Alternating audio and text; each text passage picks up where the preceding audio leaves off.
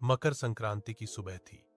ठंड अपनी आखिरी जिद पर थी, लेकिन सूरज आज कुछ ज्यादा ही चमकदार लग रहा था, जैसे वो भी किसी बड़े दिन का इंतजार कर रहा हो। गांव के बाहर बहती नदी के किनारे हल्की हल्की धुंध तैर रही थी और खेतों में सरसों के पीले फूल सूरज की किरणों के साथ मुस्कुरा रहे थे। आज का दिन साधारण नहीं था। आज मकर संक्रांति थी। वो दिन जब सूरज अपनी दिशा बदलता है, जब ठंड धीरे धीरे विदा लेने लगती है और नई शुरुआत का संकेत मिलता है। इसी गांव में अर्जुन नाम का एक लड़का रहता था।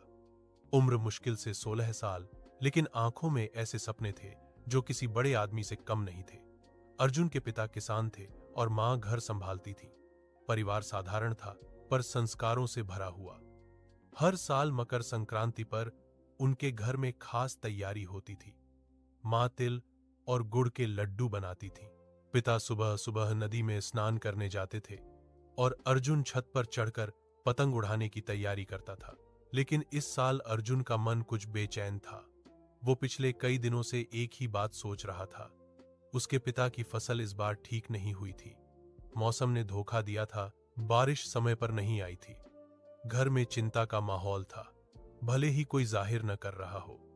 अर्जुन ये सब देख और समझ रहा था, लेकिन कुछ कर नहीं पा रहा था। यही बेबसी उसे अंदर से कचोट रही थी। सुबह होते ही मां ने उसे जगाया। उठ जा अर्जुन, आज मकर संक्रांति है। पहले नहा ले, फिर भगवान को भोग लगाएंगे। अर्जुन चुपचाप उठा, ठंडे पानी से नहाया और साफ कपड़े पहने। मंदिर में दिया जला, अगरबत्ती की खुशबू फैली और मां ने तिल गुड़ के लड्डू भगवान के सामने रखे। पिता ने हाथ जोड़कर प्रार्थना की, हे भगवान, हमारे घर में सुख शांति बनाए रखना। अर्जुन भी हाथ जोड़कर खड़ा था, लेकिन उसके मन में एक अलग ही प्रार्थना थी। वो चाहता था कि उसके पिता की मेहनत रंग लाए, कि उनके चेहरे से चिंता की रेखाएं मिट जाएं। पूजा के बाद गांव में हलचल बढ़ने लगी। हर तरफ पतंगे उड़ने लगी। छतों पर बच्चों की आवाजें गूंज रही थीं। काटो काटो, आसमान रंग बिरंगी पतंगों से भर गया था। अर्जुन भी अपनी छत पर गया, लेकिन आज उसका मन पतंगों में नहीं लग रहा था। तभी उसने देखा कि गांव के बुजुर्ग श्याम काका धीरे धीरे चलते हुए नदी की ओर जा रहे हैं। श्याम काका पूरे गांव में अपने अनुभव और समझदारी के लिए जाने जाते थे। लोग कहते थे कि उन्होंने जिंदगी बहुत करीब से देखी है। अर्जुन को अचानक लगा कि शायद वो उनसे बात कर सकता है। वो छत से उतरा और उनके पीछे पीछे चल पड़ा। नदी के किनारे पहुंचकर श्याम काका एक पत्थर पर बैठ गए।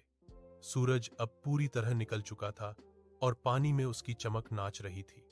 अर्जुन थोड़ी हिचक के साथ उनके पास बैठ गया।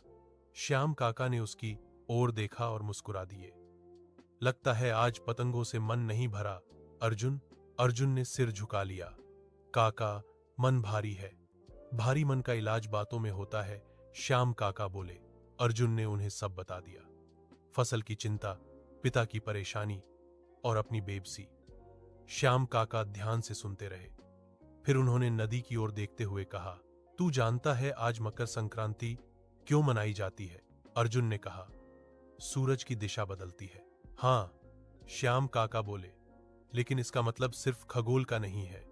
ये दिन सिखाता है कि दिशा बदलने से डरना नहीं चाहिए। जब सूरज उत्तर की ओर बढ़ सकता है तो इंसान क्यों नहीं? अर्जुन चुपचाप सुनता रहा। हम सोचते हैं कि हालात हमें बांध लेते हैं, श्याम काका बोले, पर असल में हालात हमें दिशा दिखाने आते हैं। किसान की जिंदगी में घाटा भी आएगा, सूखा भी आएगा, लेकिन किसान हार नहीं मानता। वो अगली फसल की तैयारी करता है। अर्जुन के मन में कुछ हल्का सा होने लगा। श्याम काका ने आगे कहा, तेरे पिता ने आज तक मेहनत में कमी नहीं की। ये साल खराब गया तो अगला साल अच्छा भी हो सकता है, लेकिन अगर तू अभी से हिम्मत हार गया तो वो सूरज की चाल को नहीं समझ पाएगा। अर्जुन ने पहली बार सिर उठाकर उनकी आंखों में देखा। तो मैं क्या करूं काका? श्याम काका मुस्कुराए। जो तेरे हाथ में है वो कर, सीख, समझ और अपने परिवार का सहारा बन। संक्रांति का मतलब ही है बदलाव। अर्जुन देर तक नदी के बहते पानी को देखता रहा। उसे लगा जैसे पानी भी कुछ कह रहा हो। हर लहर आगे बढ़ रही थी, पीछे नहीं देख रही थी। वापस घर लौटा तो मां लड्डू बांध रही थी। और पिता आंगन में बैठे कुछ हिसाब देख रहे थे। अर्जुन ने पहली बार अपने पिता को इतने ध्यान से देखा। उनकी आंखों में थकान थी, लेकिन उम्मीद अब भी जिंदा थी। अर्जुन उनके पास बैठ गया और बोला, बाबूजी, मैं भी आपके साथ खेत में काम करना चाहता हूं और पढ़ाई के साथ साथ नई खेती के बारे में सीखना चाहता हूं। पिता ने हैरानी से उसकी ओर देखा। ये बात आज कैसे सूझी? अर्जुन ने हल्की मुस्कान के साथ कहा, आज संक्रांति है, दिशा बदलने का दिन। पिता कुछ पल चुप रहे, फिर उनके चेहरे पर एक सुकून भरी मुस्कान आ गई। अगर तू साथ है तो कोई भी मुश्किल बड़ी नहीं। दिन ढलने लगा। गांव में दान पुण्य का समय आया। लोग तिल, गुड़, कपड़े और अनाज जरूरतमंदों को देने लगे। अर्जुन भी मां के साथ गया।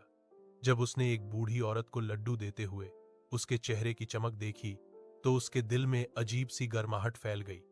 उसे समझ आया कि देने से भी ताकत मिलती है। शाम को आसमान में आखिरी पतंगें उड़ रही थीं। सूरज धीरे धीरे डूब रहा था, लेकिन उसकी रोशनी अब भी आसमान को सुनहरा बना रही थी। अर्जुन छत पर खड़ा होकर यह सब देख रहा था।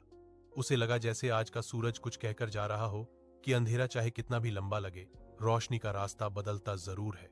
रात को परिवार एक साथ बैठकर खाना खा रहा था।